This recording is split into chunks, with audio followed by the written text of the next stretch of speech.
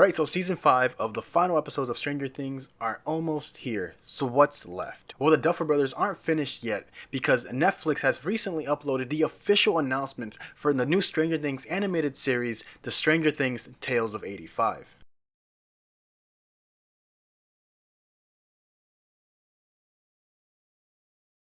Now the video is around a minute and 14 seconds long and filled with concept art and some potential teasers hinting what we should be expecting in this new animated series. Now the Tales of 85 will be set between seasons 2 and 3. Now the Duffer Brothers have agreed to this as they always wanted and or planned to make an animated series for Stranger Things if the opportunity ever showed itself. Now I think this is awesome because I really enjoy animated content as well as the 80s styled animation that they're going for.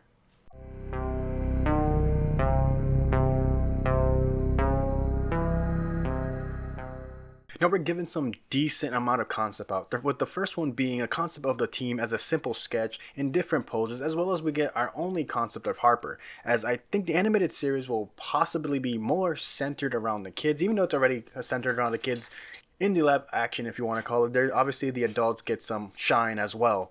Now the second concept could be the introduction of a never before seen monster that has like long arms, a figure close to the Demogorgon, you know, with the hands and everything about that, but with a completely different face, more demonic, and it has fangs and red eyes, sporting a coat because even demons get coats. So never leave your demons outside because Hawkins really has bad winters.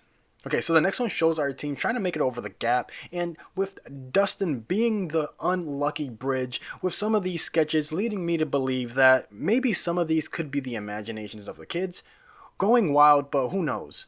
But we also see that there are monsters waiting at the bottom, and Dustin just happens to be that bridge while Mike is trying to get over, and obviously 11 and Max in the background, which is kind of funny, but why can't 11 just throw them over? But that's besides the point. So moving on, we get a scene with the kids on bikes, as well as the first look at Nancy's character design. Looks very close to the actual real life Nancy, which I kind of like. Now in the car scene, we already see the team has Max and 11 already both inside the car. One thing I want to understand is this could possibly be a completely different story and a completely different timeline in the Stranger Things universe. Since it's between seasons 2 and 1, this would mean this is after 11 goes on the trip to find her mother and after she saves everybody else in the house. But again, we're getting new things, so I'm gonna go with possibly they're going for a completely different story to enhance and just let the animation team go wild in their story and how they want to portray the new Stranger Things show. But I don't know yet, guys. And if you guys have your thoughts on this, leave a comment down below, subscribe, and hit that like button to protect me from the future Demogorgon invasion. So as we already talked about at the beginning of this video, this new show takes place between seasons 2 and 3. Now, we get a scene of Mike looking at the picture of him and Elle at the snowball dance, which still brings me back to Dustin's scene, as they know how to tug at a man's heartstrings enough to make a grown man cry. But not this man.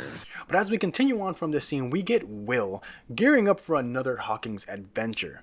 But if you didn't notice, there is a poster there for Jaws. Now this is from the 1995 movie. Now by this time, Jaws 2 and 3D were already out, with Jaws 2 releasing in 1978 and Jaws 3D releasing in 1983. I just wanted to mention it. I thought this could be some cool trivia for you guys, the more you know. We then get a small glimpse at a Hawkins festival. Obviously it's not the 4th of July festival because that is season 3 afterwards, and this is between seasons 2 and 3.